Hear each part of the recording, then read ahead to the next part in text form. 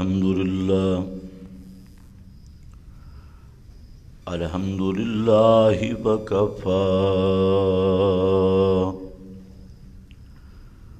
وسلام على عباده الذين اصطفى أما بعد فأعوذ بالله من الشيطان الرجيم بسم الله الرحمن الرحيم سلام على إبراهيم كذلك نجزي المحسنين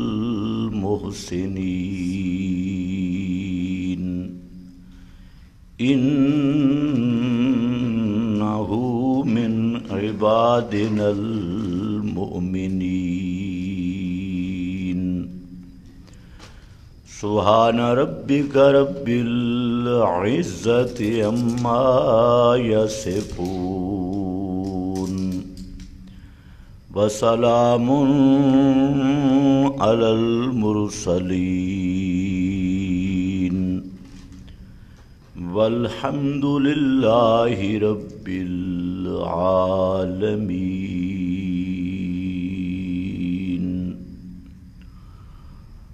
انتہائی قابل قدر بزرگوں اور بھائیوں،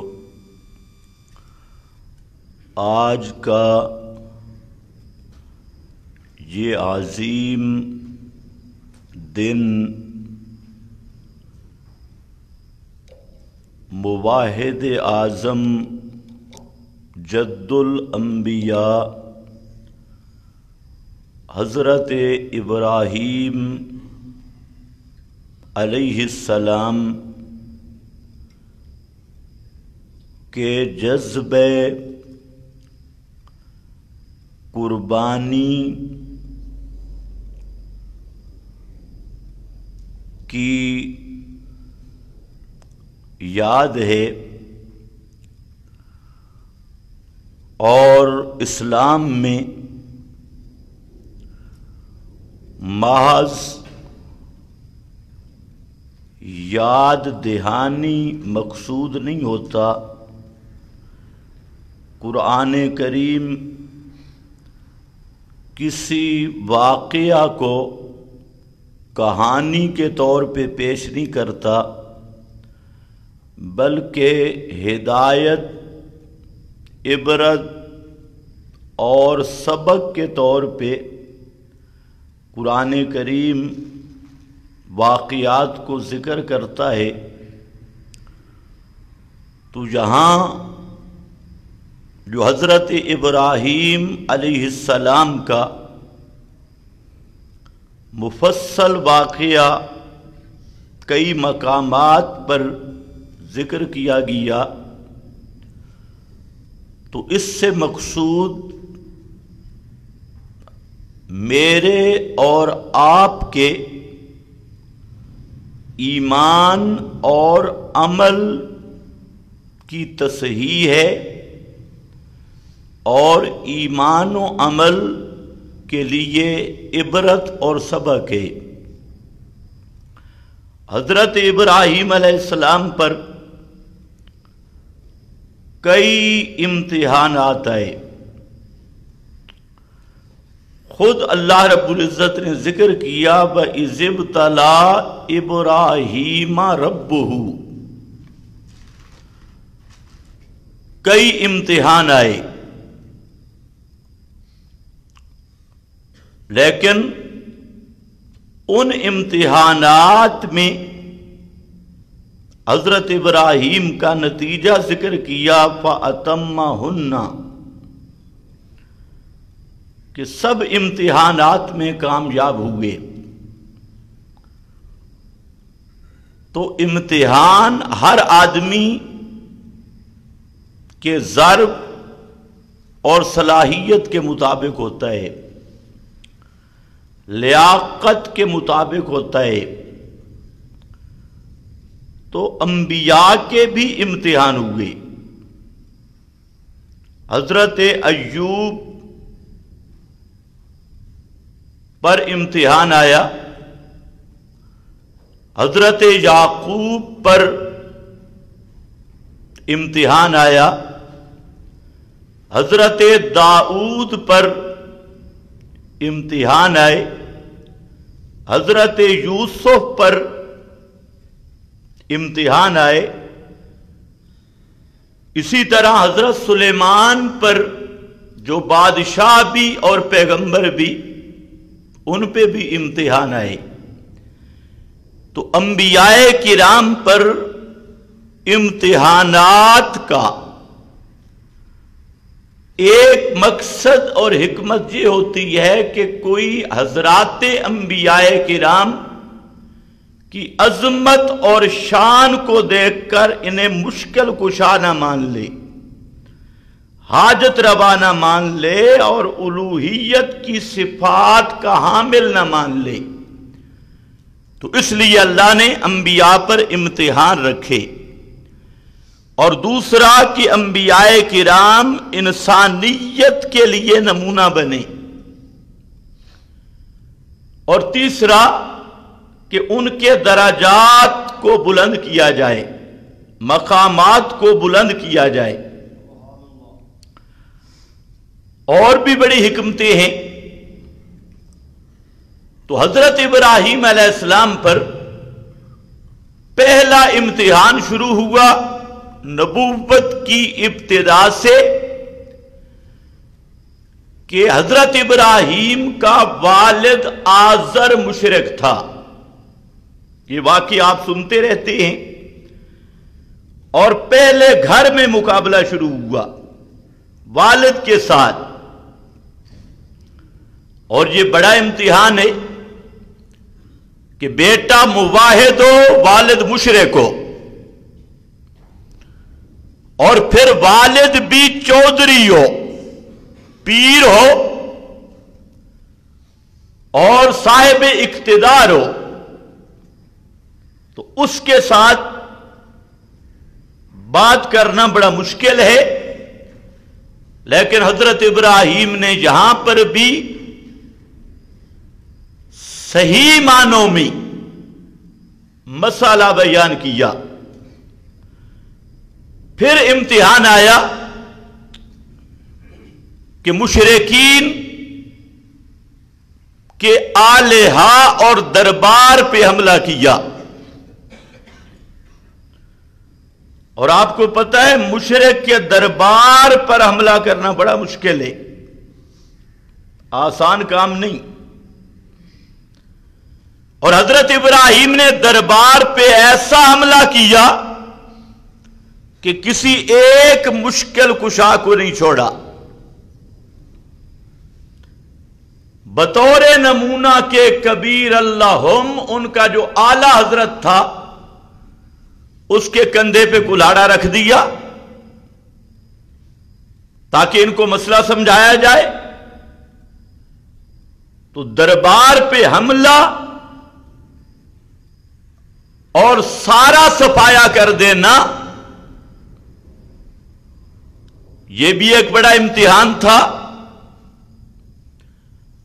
پھر امتحان ہوا کہ حضرت ابراہیم کو آگ میں ڈالا گیا، اور آگ بھی ایسی کہ مفسرین لکھتے ہیں کہ اگر اس آگ کے چخا کے اوپر سے کوئی پرندہ بھی گزرتا تو وہ بھی جل جاتا، یعنی اتنے اونچے اس کے شعلے اور لمبے تھے۔ تو حضرت ابراہیم کو اس آگ میں ڈالا گیا، اور مسئلہ کیا تھا؟ کس مسئلہ کی خاطر حضرت ابراہیم کو آگ میں ڈالا گیا؟ اس کو سوچ لو کہ وہ کون سا مسئلہ تھا؟ وہ مسئلہ توحید کا وہ معیار کے مشرک کے اڈوں کو ختم کیا جائے اور دربار پر حملہ کی سزا ملی، ان کے آلے اور مشکل کشاؤں کو رگڑا دینے کی سزا ملی، تو آگ میں ڈالے گئے۔ یہ الگ بات ہے کہ جس کے مسئلے کی خاطر آگ میں گئے اس نے خود آگ کو ٹھنڈا کر دیا، لیکن امتحان بڑا تھا۔ قلنا یا نار کونی بردم و سلاما، ہم نے کہا یا نار، اے آگ، کونی بردا، ٹھنڈی ہو جا، لیکن زیادہ ٹھنڈی نہ ہونا، سلاما، سلامتی بن جا۔ کونی بردم و سلاما، معلوم ہوتا ہے کہ توحید پر امتحان آتی، دشمنوں کی طرف سے بھی، مشرکین کی طرف سے بھی بڑے امتحان، لیکن اللہ نے بتایا کہ جو میری توحید کی خاطر آگ میں بھی چلا جائے تو میں آگ سے بھی بچا لیتا ہوں۔ کونی بردم و سلاما، بچا لیا۔ پھر بڑا امتحان، بادشاہ سے مناظرہ، دربار میں جا کر اور بادشاہ کی آنکھوں میں آنکھیں ڈال کر حضرت ابراہیم کا مناظرہ، حکومت کے ساتھ ٹکر، یہ بھی بڑا امتحان ہے۔ پھر بابا ناراض ہوا تو بابے نے گھر سے نکال دیا،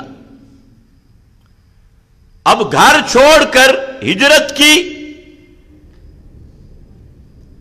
اور ظاہری اسباب بھی نہیں تھے۔ انی ذاہب الی ربی سیہدین، کہتے ہیں میں اپنے رب کی طرف جا رہا ہوں، اللہ کا جہاں حکم ہوگا وہاں جا رہا ہوں، گھر کو قربان کیا۔ پھر بڑا امتحان، اللہ نے بیٹا دیا اور ساتھ حکم ملا کہ دودھ پیتا بیٹا اور اپنی بیوی جنگل میں چھوڑ کے آؤ۔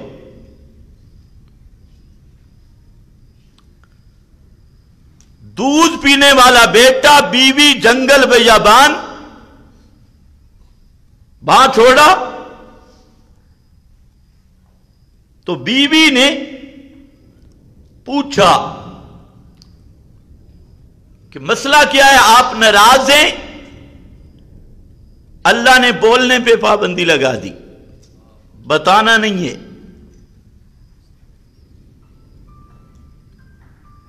بڑا امتحان ہے، بیوی، بچہ، جنگل بیابان، اور بتانے کی بھی اجازت نہیں۔ جب جھاڑیوں سے نکلے، سامنے ایک مقام ہے، اب بھی کعبۃ اللہ کے تھوڑا سا دور وہ جگہ مشہور ہے، تو وہاں جب قریب پہنچے تو بیوی نے اتنا پوچھا کہ اتنا تو بتا دو، اللہ کا حکم ہے یا ہم سے کوئی غلطی ہوئی، وجہ کیا ہے؟ تو حضرت ابراہیم نے اتنی بات کی کہ یہ امرانی، اللہ کا مجھے حکم ہے۔ تو انہوں نے فرمایا کہ پھر بے فکر جاؤ، جب اللہ کا حکم ہے تو لا یضیعنا، اللہ ہمیں کبھی ضائع نہیں کرے گا۔ بیوی کا بھی عقیدہ تو ہے نا، لا یضیعنا، اللہ ہمیں کبھی ضائع نہیں کرے گا۔ آگے جب جھاڑیوں میں چلے گئے تو وہاں پہ کھڑے ہو کر دعا کی. وہ لمبی دعا ہے، وہ ذکر کی. تو بہرحال یہ بھی امتحان. پھر وہی بیٹا جب بڑا ہوا، فلما بلغ معه السعی، کام کاج کا ہو گیا، ساتھ چلنے پھرنے کا ہو گیا. قال،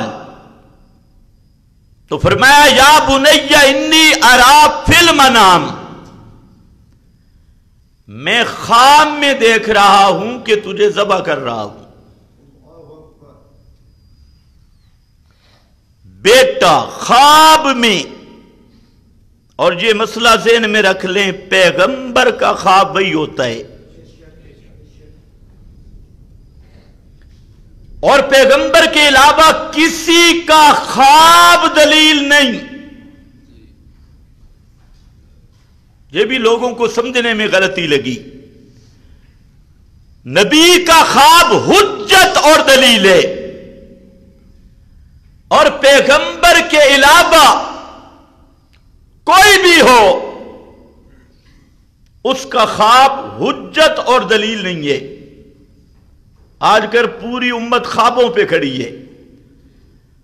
ایک ادھر اٹھتا ہے مجھے خواب آئی، کوئی کہتا ہے آواز آئی، کوئی کہتے ہیں بزرگوں سے سنا، کوئی کہتے ہیں کتاب میں آیا. تو یاد رکھو، خواب سے عقیدہ نہیں ثابت ہوتا، آوازوں سے عقیدہ ثابت نہیں ہوتا، حکایتوں اور بابوں کی کتابوں سے عقیدہ ثابت نہیں ہوتا. یہ بھی قربانی دینی ہوگی. ان سے عقیدہ ثابت نہیں ہوتا، عقیدہ کتاب اللہ سے ثابت ہوتا ہے. پیغمبر کا خواب حجت ہے. وجہ کہ نبی کے دل کو اللہ شیطان کے تسلط سے محفوظ رکھتا ہے.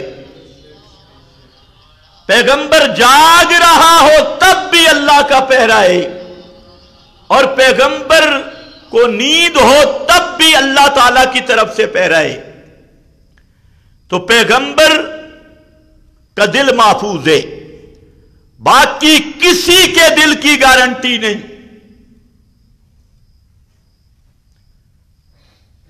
تو خواب میں دیکھا انی ارا فی المنام انی اذبحک، میں خواب میں دیکھتا ہوں کہ میں تجھے ذبح کرنے لگا ہوں. فانظر ماذا تری، دیکھ کیا رائے ہے تیری. بیٹے کے سامنے ذکر کیا. ہم بھی اپنی اولاد کی تربیت کرتے ہیں. یہ جب بولنے لگتے ہیں ان کو اے بی سی صحیح یاد ہوتی ہے، اور پینٹ پتلون اور بھی بڑی چیزیں ہیں جو سٹیج پر بیان کرنے کی ضرورت نہیں. باپ کو انگلش میں کیا کہتے ہیں، اور ماں کو کیا کہتے ہیں؟ او انگلش ہو چاچا ماما، نہیں وہ جو بولتے ہیں نا نیو انگلش. ہاں، اور یہ آج تربیت ہے. یہاں سبق ہے آپ کے لیے کہ اولاد کو سب سے پہلے اللہ کی پہچان کراؤ، دین سکھاؤ خدا کے لیے. یہ انگلش میڈیم نہیں، یہ انگلش میڈیم انگریز بعد میں بنے. سب سے پہلے اپنا دین سکھاؤ، مذہب سکھاؤ، دیندار بناؤ. حضرت ابراہیم پیغمبر کی تربیت دیکھیں. بیٹے کے سامنے فرمایا کہ میں تجھے ذبح کر رہا ہوں خواب میں. آگے سے بیٹے نے بھی نہیں کہا، بیوی نے بھی، کہ خواب ہو سکتا ہے آپ بھول گئے ہوں۔ آگے سے بیٹا کہتا ہے ابا جان جو آپ کی رائے ہو، قال یا ابت افعل ما تؤمر، کہنے لگے میرے ابا جان آپ کر گزرے جو آپ کو حکم ہوا ہے۔ یہ کہنا آسان ہے، کرنا بڑا مشکل ہے۔ یہ شکر کرو اللہ نے آپ کو بچا لیا، ورنہ بڑا کام گڑبڑ ہوتا۔ آج تو یہ جاتا ہے نا منڈی پہ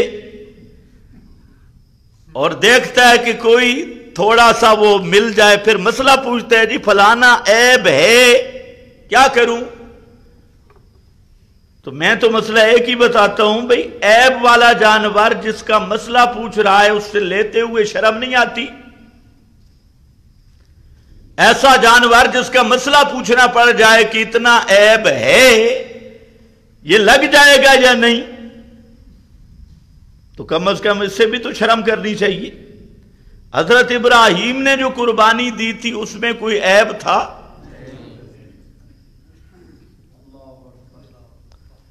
تو جب سنت ابراہیمی ہے تو مسئلہ پوچھ رہا ہوتا ہے جی ادھا کان کٹے ہے، فلانا کٹے ہے، اللہ یہ حکم بھی تو دے سکتا تھا نا کہ ہر سال اپنا بیٹا ذبح کرو، لیکن نہیں دیا۔ یہ مقام ابراہیم تھا۔ بڑوں کے امتحان بھی بڑے ہوتے ہیں۔ تو حضرت ابراہیم کا بیٹا آگے سے کہتے ہیں یا ابت، اے میرے پیارے ابا جان، افعل ما تؤمر ستجدنی انشاء اللہ من الصابرین۔ چھوڑ دو بھائی، چھوڑ دو، بیٹھو۔ انشاء اللہ من الصابرین، اگر اللہ نے چاہا تو مجھے صبر کرنے والوں سے پائے گا، من الصابرین۔ بس قرآن مقصد کی بات کرتا ہے۔ آگے مولویوں نے بہت کچھ بیان کیا، وہ تو خیر آپ سنتے رہتی ہیں، میں آپ کو صرف وہ سنا رہا ہوں جو قرآن میں ہے۔ اتنی بات آئی، فلما اسلم، حضرت ابراہیم بیٹے کو لے کر پہنچے مقام پہ اور وہاں پر تیاری شروع کر دی ذبح کرنے کی، اور تیاری کے فلما اسلما، جب دونوں تل گئے اور پورے تیار ہو گئے، باپ ذبح کرنے کے لیے اور بیٹا ذبح ہونے کے لیے۔ لیکن لفظ ذرا سننا، فلما اسلما، اسلما، فلما اسلما، سن رہے ہو میری بات؟ فلما اسلما، سارے پڑھو، اسلما، اسلما اسی سے ہوتا ہے مسلم،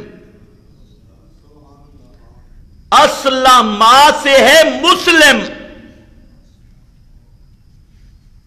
اگر یہ نقطہ سمجھ آ جائے نا آپ کی پورا ایمان محفوظ رہ سکتا ہے۔ اسلما سے بنتا ہے مسلم۔ اب مسلم کون ہوتا ہے؟ مسلمان کون ہوتا ہے؟ جو اللہ کے حکم کو اس کی مرضی اور اپنی خوشی کے مطابق ادا کرے، اللہ کے احکام کو اپنی خوشی سے ادا کرنے والا، دل سے ادا کرنے والا، وہ بنتا ہے مسلم، وہی ہے مخلص۔ اور اسی سے نکلا اسلما، امت مسلمہ، اللہ کے قانون کو خوشی سے تسلیم کرنے والا، اللہ کے نظام کو खुशी से तस्लीम करने वाला वो है मुस्लिम। सुबहान अल्लाह। अच्छा, वक़्त नहीं, इतनी बात ज़हन में रख लो। फलम्मा अस्लमा, दोनों पूरे तैयार हो गए। बतल्लाहु लिल जबीन, और लिटा दिया हजरत इस्माइल को लिल जबीन। ये जगह है जबीन, ये जगह है जबहा, और ये जगह है जबीन, पहलू पर। एक जबा माथा की दो जबीनें होती हैं, एक ये और एक ये। तल्लाहु लिल जबीन, इसलिए कह रहा हूं कि बाद मौलवियों ने यहां गलती की। उन्होंने कहा कि माथे के बल लिटाया। क्यों? कि मेरी नजरें चेहरे पे न पड़ जाएं, इसलिए उल्टा करके लिटाया है। झूठे बेईमानों, कुरान कहता है पहलू के बल लिटाया। जैसे ज़बा करते वक्त पहलू के बल लिटाया जाता है। तल्लाहु लिल जबीन। और आया, उसने कहा कि हजरत इब्राहिम जब ज़बा करने लगे तो अपनी आंखों पर पट्टी बांध ली। आंखों पर क्या बांधी? पट्टी के मुझे बेटे पे रहम ना आ जाए। आंखों पर कपड़े की पट्टी बांध ली। मैंने कहा मौलवी, फिर बात तो मेरी साबित हुई कि जिंदा पैगंबर की आंखों पर अगर कपड़े का पर्दा आ जाए तो नीचे पड़ा हुआ बेटा नजर नहीं आता।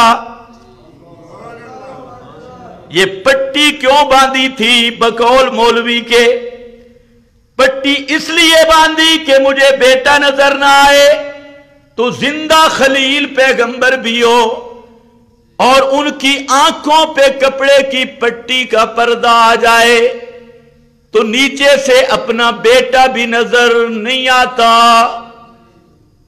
और जो कहते हैं मरने के बाद 8 गज मिट्टी के नीचे से चिड़ी चिड़ा नजर आता है, वो है बेईमान के नहीं।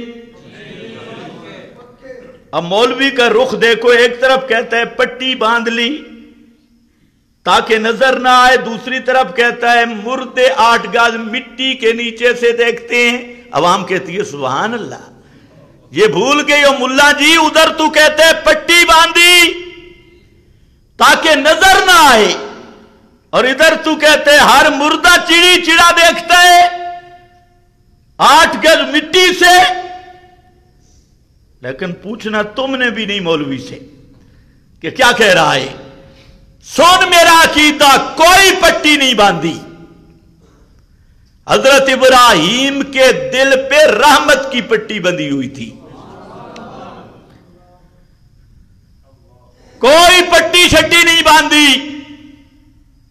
पट्टी बांधी जी रहम ना आ जाए, तो जब साथ लेके आ रहे थे रहम नहीं आया। यहां था फलम्मा अस्लमा, पैगंबर खलील और पैगंबर के दिल में जो अल्लाह की मोहब्बत होती है, उस मोहब्बत के मुकाबले करोड़ों बेटे अपने हाथों से ज़िबा हो जाएं, उनकी कोई हैसियत भी उसके मुकाबले में नहीं होती। इसलिए ये पट्टी छट्टी वाला झूठ छोड़ दो। पट्टी बांधी, ऊपर छुरी चलाते रहे, छुरी खुंडी हो गई, छुरी खुंडी हो गई, फला हो गया। कुरान ने नहीं बयान किया, कुरान इतना कह रहा है फलम्मा अस्लमा, जब दोनों तैयार हो गए, बतल्लाहु लिल जबीन, और हजरत इस्माइल को पहलू के बल लिटा दिया। तल्लाहु लिल जबीन वनादैनाहु अन या इब्राहीम, जब हजरत इब्राहीम ने पहलू के बल लिटा दिया, फरमाया हमने भी ऊपर से आवाज दी اوپر سے آواز آ گئی. آواز کس کی بھئی آ گئی؟ نادیناہ ان یا ابراہیم، ہم نے آواز دی اے ابراہیم، قد صدقت الرؤیا، تو نے اپنا خواب سچا کر دیا ہے.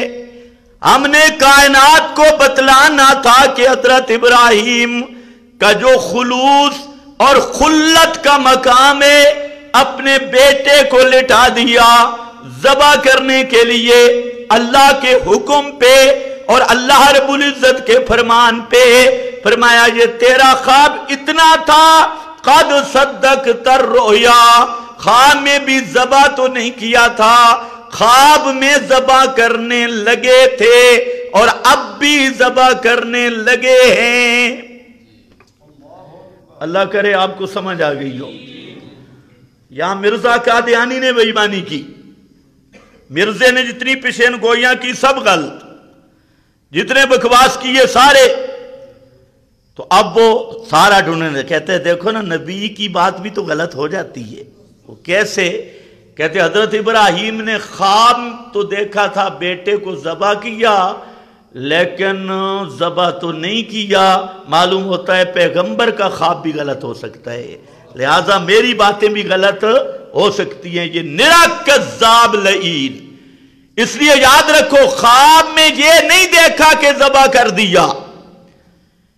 اذبحک کا معنی ذبح کرنے لگا ہوں، اور تلہ للجبین، وہاں پر بھی ذبح کرنے لگے تھے اور خواب بھی اتنا دیکھا تھا. پیغمبر کا خواب کبھی غلط ہو سکتا نہیں ہے. اور قادیان کے جھوٹے کذاب ملعون، اس کی بات سچی نہیں ہو سکتی، اور پیغمبر سچے کا خواب کبھی جھوٹا نہیں ہو سکتا. اس لیے فرمایا قد صدقت الرؤیا، تیرا خواب پورا ہو گیا. انا کذالک نجزی المحسنین، یہ تیری خصوصیت نہیں میرے خلیل، جو بھی خالص دل لے کے آئے اور خالص نیت لے کے آئے ہم اسی طرح بدلا دیتے ہیں. اور فرمایا کہ اس کے مقابلے میں خود اللہ فرماتے ہیں ان ھذا لھو البلاء المبین، یہ بہت بڑا امتحان تھا، کڑا امتحان تھا. وفدیناہ بذبح عظیم، ہم نے اس کے بدلہ میں ایک عظیم الشان ذبح دے دی، جانور. اب اس میں دو قول مفسرین کے، قرآن نے نہیں بیان کیا. بعض کہتے ہیں کہ وہ دمبا جو آیا تھا وہ جنت سے آیا تھا، اور کچھ مفسرین کا خیال ہے کہ حضرت ابراہیم کو حکم ہوا کہ حضرت اسماعیل کی جگہ پہ کوئی دمبا ذبح کر دے. وہ جو دمبا تھا وہ زمین کا تھا، اور حکم یہ تھا کہ کوئی دمبا ذبح کر دے. اور بعض کہتے ہیں اللہ نے وہ سپیشل جنت سے دمبا بھیج دیا اور فرمایا یہ ذبح کر لے اس حضرت اسماعیل کی جگہ پہ اور ثواب پورا ملے گا. فرمایا وَتَرَكْنَا عَلَيْهِ فِي الْآخِرِينَ سَلَامٌ عَلَىٰ إِبْرَاهِيمَ، ہم نے پچھلوں میں یہ ذکر چھوڑا، قیامت تک لوگ کہتے رہیں گے شاباش ابراہیم، شاباش ابراہیم، شاباش ابراہیم، سلام علی ابراہیم. یہ قیامت تک آنے والے مواحد حضرت ابراہیم کو خراج تحسین پیش کرتے رہیں گے. تو آج وہ دن ہے حضرت ابراہیم کو خراج تحسین پیش کرنے کا. سلام علی ابراہیم، سلامتی ہو ابراہیم پر. اور پھر فرمایا کذالک نجزی المحسنین انہ من عبادنا المؤمنین. ٹائم ہو گیا ہے عید کا. عید کا ویسے طریقہ تو آپ کو نہیں بھولا، بھی قریب سے گزری ہے عید. 6 تکبیریں زائد ہوں گی. پہلی رکعت میں ثنا پڑھنے کے بعد 3 تکبیریں ہوں گی. 2 तकबीरें, पहली तकबीर कहकर हाथ छोड़ दो, फिर कहकर छोड़ दो, और तीसरी तकबीर पे हाथ बांध लो। फिर दूसरी रकत इमाम पढ़ाएगा तो दूसरी रकत में किरात के बाद रकू से पहले 3 तकबीरें होंगी। 3 तकबीरों पे रफा यदैन करना है, हाथ उठाने हैं। कुछ लोग कहते हैं ये रफा यदैन से जलते हैं, आए देखो हम रफा यदैन करते। कुछ जगह तो दो ना रफा यदैन करने की। तो रफा यदैन करना है, और जो चौथी तकबीर होगी फिर रफा यदैन नहीं करना, वो रुकू वाली है, रुकू करना है। तो ये आसान सा तरीका है। सफ़े सीधी कर लें।